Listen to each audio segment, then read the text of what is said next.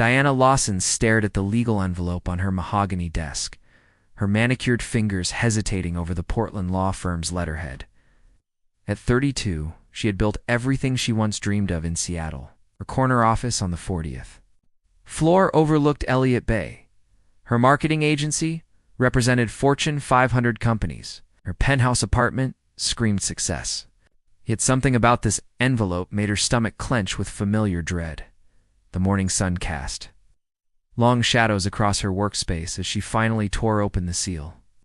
The divorce papers she had been expecting for months were there, crisp and official. But it was the attached motion that made her blood run cold. Nathan Cross was requesting full custody of their daughter Emma, and he was citing abandonment as grounds.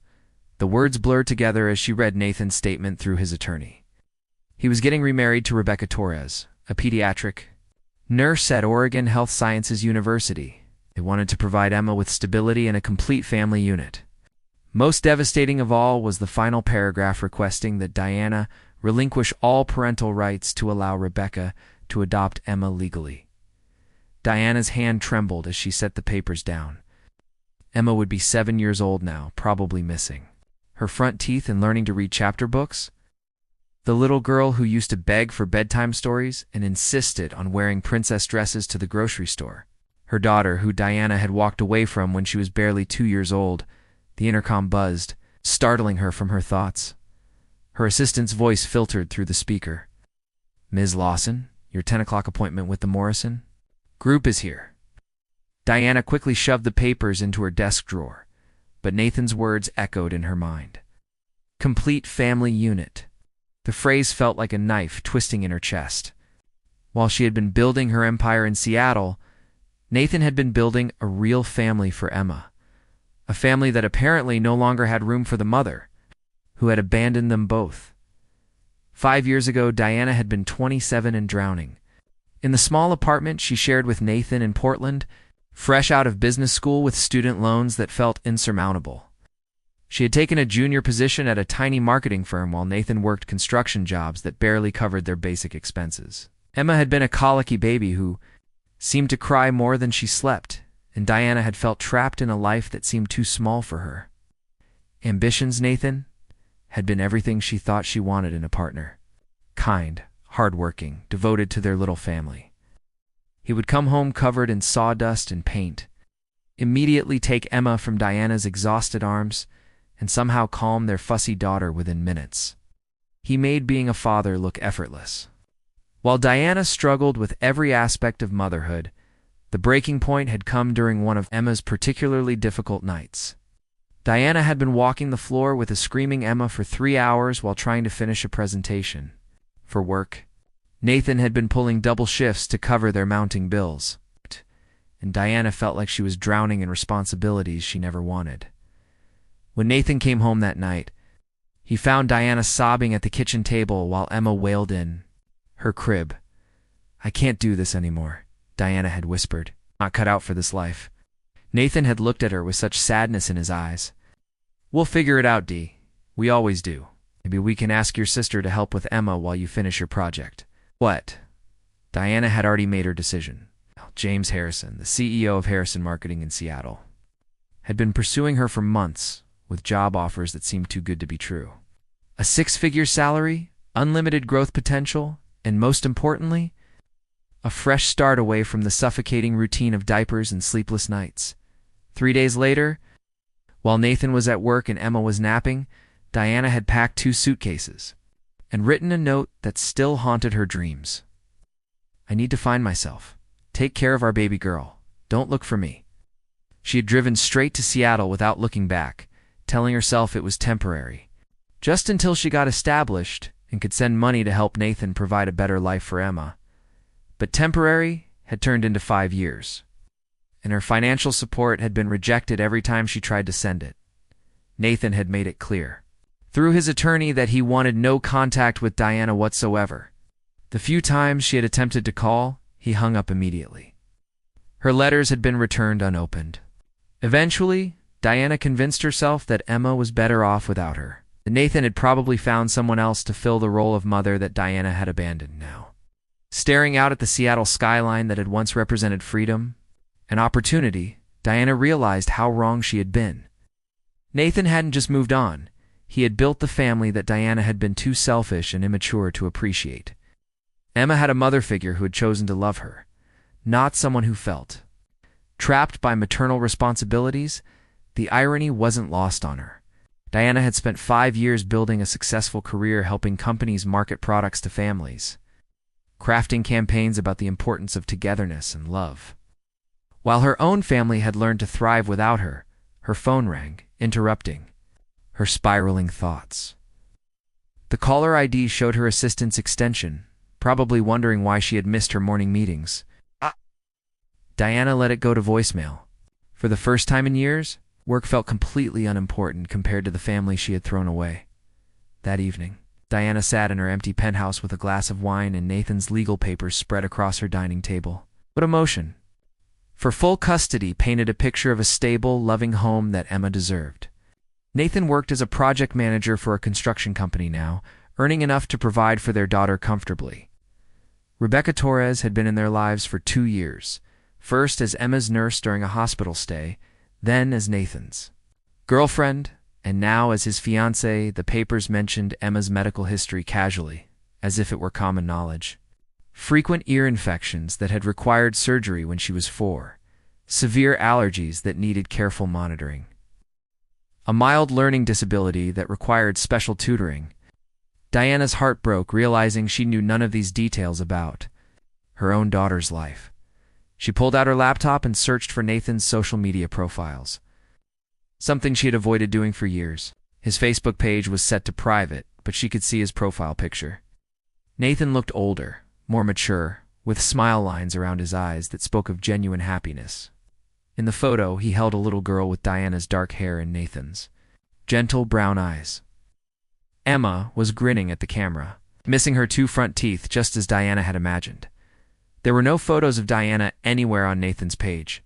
It was as if she had been completely erased from their story, replaced by a woman who had earned the right to be called Emma's mother through years of consistent love and care. Diana closed the laptop and made a decision that terrified her.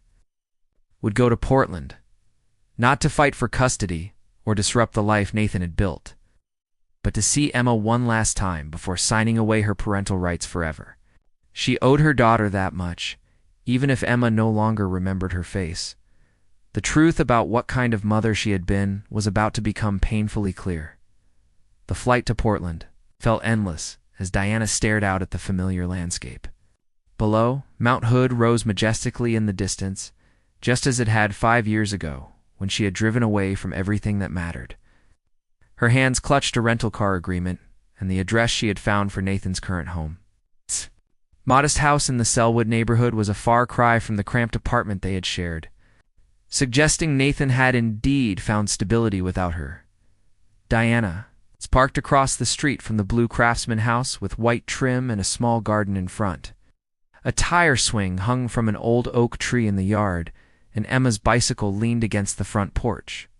The scene was so perfectly domestic that it made Diana's chest ache with longing for what she had given up. She sat in her car for nearly an hour, gathering courage she wasn't sure she possessed. Finally, she walked to the front door and knocked softly, her heart hammering against her ribs. The woman who answered was petite, with kind brown eyes and shoulder-length auburn hair, pulled back in a practical ponytail. She wore scrubs under a cardigan, clearly having just returned from work. "Can I help you?" Rebecca Torres asked politely, though confusion flickered across her features. "I'm Diana Lawson," she said quietly, "Emma's biological mother." Rebecca's expression shifted through surprise, recognition, and finally, a protective wariness. "Nathan isn't home yet. Picks Emma up from school on Wednesdays." "I know this is unexpected," Diana said quickly. "I received the custody papers. I just wanted to see Emma before I signed them, from a distance. I won't disrupt anything." Rebecca studied her for a long moment, then stepped back to let her inside. The house was warm and lived in, filled with Emma's artwork on the refrigerator and family photos on the mantel. Diana noticed immediately that none of the photos included her. It was as if she had been carefully edited out of Emma's history. "Would you like some coffee?" Rebecca asked, moving toward the kitchen with the practiced hospitality of someone. Comfortable in her role as the woman of the house, Diana followed, taking in every detail. Emma's school schedule was posted on the refrigerator alongside a medication chart that made Diana's stomach drop. Multiple daily medications with complex timing requirements, doctor's appointments scheduled weeks in advance, physical therapy sessions twice a week. "Is Emma sick?" Diana asked, her voice barely a whisper. Rebecca paused while filling the coffee maker. "Nathan hasn't told you about her condition." "I haven't spoken to Nathan in 5 years. He returns my calls and letters unopened." Rebecca's expression softened slightly. "Emma was born with a rare genetic condition called mitochondrial disease. It affects her energy levels and requires careful management. She's doing well now, but there are some very difficult years." The words hit Diana like a physical blow. Her daughter had been seriously ill, potentially dying. While Diana had been climbing corporate ladders and attending networking events, how long has she been sick? Since birth. But we didn't get the diagnosis until she was 4. Nathan spent 2 years taking her to specialists, fighting with insurance companies, learning to manage her complex medical needs.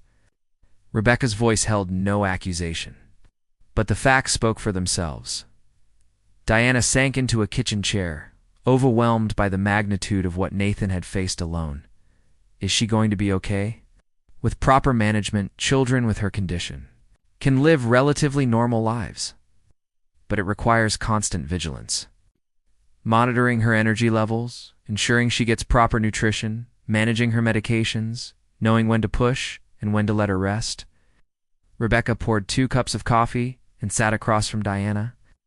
"Nathan never talks about you, but I know. This has been incredibly hard on him. It's being a single parent to a medically complex child while working full-time and drowning in medical debt." "Medical debt?" Diana's voice cracked. "Specialized treatments aren't always covered by insurance." Nathan sold his truck, borrowed against his retirement, took out a second mortgage on the old apartment. When I met him 2 years ago, he was working 3 jobs and sleeping about 4 hours a night. Diana closed her eyes, imagining Nathan exhausted and desperate while she had been complaining about her demanding but lucrative career. "How did you meet?" "Emma was hospitalized for a severe episode when she was 5. I was her night nurse for 3 weeks. Nathan never left her side except to shower or grab food from the vending machine. I've never seen a parent so devoted to their child."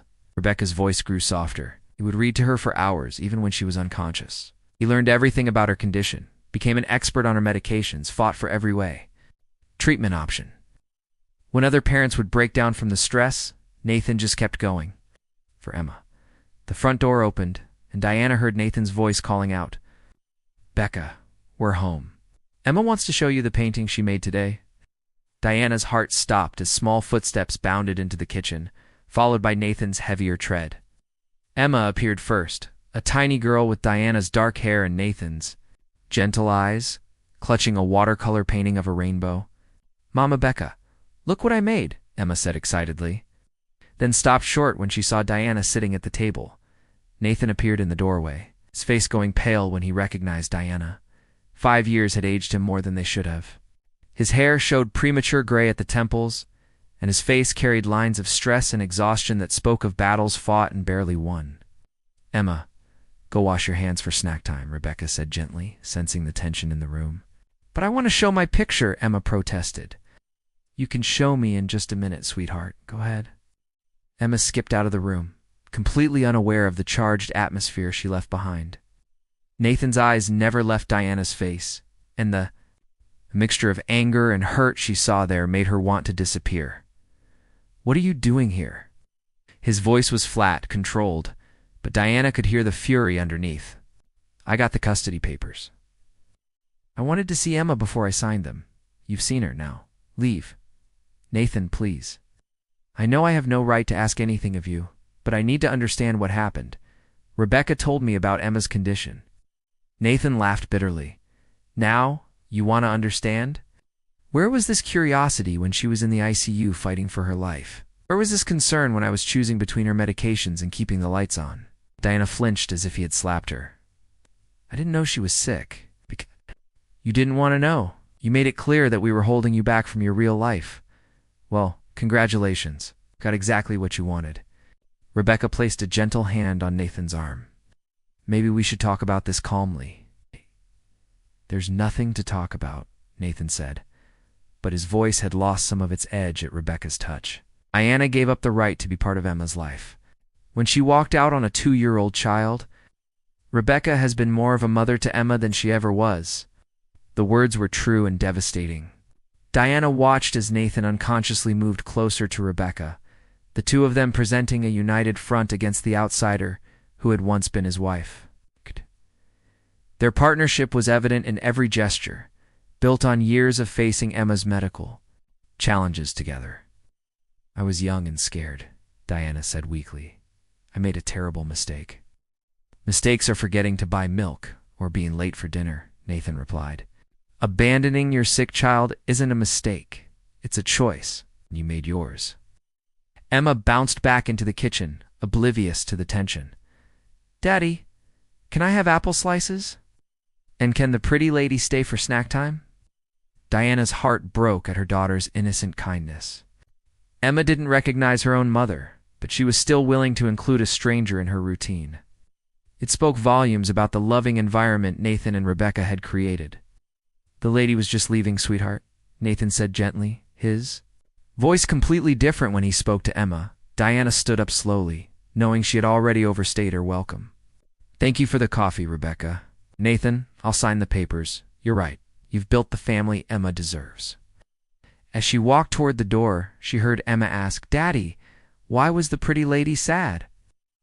Diana didn't wait to hear Nathan's response. She had learned everything she needed to know about the life she had abandoned and the family that had grown stronger without her. Diana spent the night in a hotel room, staring at the custody papers spread across the small desk. Rebecca's words echoed in her mind about Nathan working 3 jobs and sleeping for hours.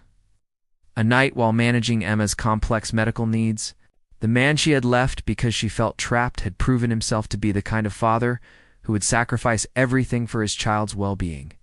Unable to sleep, Diana drove through Portland's quiet streets until she found herself outside Emma's school. Hidden behind sunglasses and a baseball cap, she positioned herself where she could watch the morning drop-off routine. At exactly 8:15, Nathan's truck pulled into the parking lot with Rebecca in the passenger seat, and Emma buckled carefully in the back. Diana watched as Rebecca helped Emma out of the car. Adjusting her small backpack and checking that she had her medical alert bracelet, Nathan knelt down to Emma's level, having what appeared to be a serious conversation about something Emma was clearly excited to share. When Emma nodded enthusiastically and hugged both Nathan and Rebecca goodbye, Diana could see the depth of love and security that surrounded her daughter. Emma walked into school confidently, turning to wave at Nathan and Rebecca before disappearing through the doors. Even from a distance, Diana could see how Nathan watched until Emma was safely inside. The protective instincts of a parent who had nearly lost his child. That afternoon, Diana followed them to Oregon Health Sciences University, where Emma had a routine appointment with her specialist. She waited in the parking lot, watching through the windows as the 3 of them sat in the waiting room. Rebecca held Emma on her lap, while Nathan filled out paperwork. Their routine so practiced that it spoke of dozens of similar appointments. When they emerged an hour later, Emma was holding a sticker and chattering excitedly about something the doctor had told her. Nathan lifted her into his arms when she seemed tired, and Rebecca carried the medical paperwork and Emma's special snacks. They moved as a cohesive family unit, each person playing their role in managing Emma's care. Diana followed them to a nearby park where Emma played on the swings, while Nathan and Rebecca sat on a bench, hands intertwined, watching their daughter with the vigilant attention of parents who knew how precious and fragile their child's health could be. When Emma's energy flagged after just 10 minutes, Rebecca was already approaching with a water bottle, a quiet suggestion that they head home for rest time. The love between the 3 of them was so evident that Diana felt like an intruder, just watching from her car. This wasn't a substitute family or a makeshift arrangement. This was a real family, complete and whole, bonded by years of shared challenges and unconditional love. That evening, Diana called her attorney in Seattle and instructed him to prepare the paperwork relinquishing her parental rights. But first, she had one last thing to do. She wrote a letter to Nathan, pouring out 5 years of regret and understanding onto paper. She explained how young and selfish she had been, how terrified she was of losing herself in motherhood, and how deeply she regretted abandoning Emma when her daughter needed her most. She didn't ask for forgiveness or a second chance. Instead, she thanked him for being the parent Emma deserved and for finding Rebecca, who had clearly given Emma the mother's love that Diana had been too immature to provide. Most importantly, she wrote about seeing them together as a family and recognizing that her presence would only disrupt the stability and love that Emma needed. She promised to sign the adoption papers immediately and never interfere in their lives again. 2 days later, Diana received an unexpected phone call from Rebecca. "Nathan doesn't know I'm calling," Rebecca said quietly. "But I wanted to thank you for your letter. It meant a lot to him to finally understand why you left." "I hope it brings him some peace," Diana replied. "I know my reasons don't excuse what I did." "No, they don't," Rebecca agreed gently. "But understanding helps with healing. Nathan carried a lot of guilt about not being enough to make you stay." Diana's eyes filled with tears. He was more than enough. "The problem was never Nathan or Emma. It was me. I wasn't brave enough to be the mother Emma needed." "Nathan wanted me to tell you something," Rebecca continued. "When Emma was at her sickest, during those long nights in the hospital, he used to tell her stories about her biological mother. He said you were a brilliant woman who loved her very much, but had to go away to help other children who needed you. He never wanted Emma to think she was unwanted." Diana broke down completely, sobbing into the phone. Even after she had abandoned them, Nathan had protected Emma from feeling rejected or unloved. He had created a story that preserved Emma's self-worth while shielding her from the painful truth. "There's something else," Rebecca said softly. "Emma draws pictures sometimes of her other mama who helps sick children far away. She's proud of you, even though she doesn't remember you." Nathan made sure of that. The generosity of Nathan's love, even toward the woman who had hurt him so deeply, was overwhelming.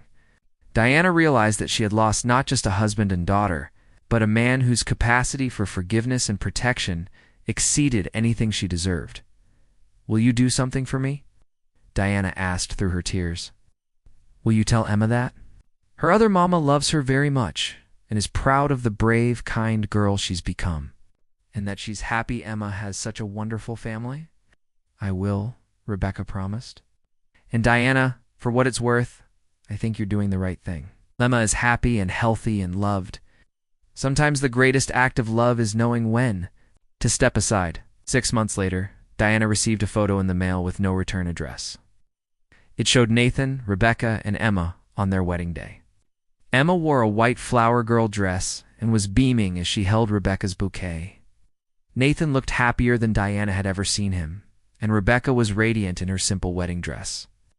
On the back of the photo, someone had written in Nathan's careful handwriting, "Thank you for giving me the chance to find the family we were meant to be."